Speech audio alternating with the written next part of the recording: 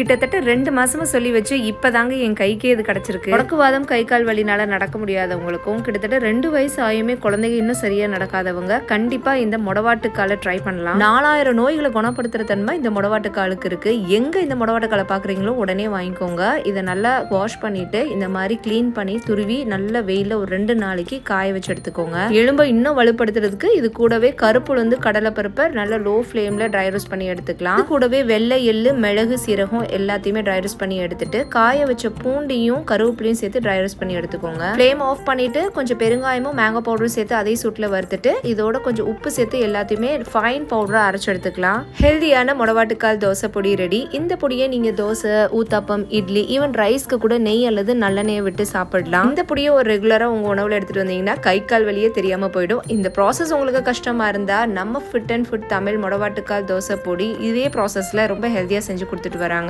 உங்களுக்கும் இந்த ப்ராடக்ட் வேணும்னா உங்க வாட்ஸ்அப் நம்பர் அல்லது வெப்சைட்ல பர்ச்சேஸ் பண்ணிக்கலாம்.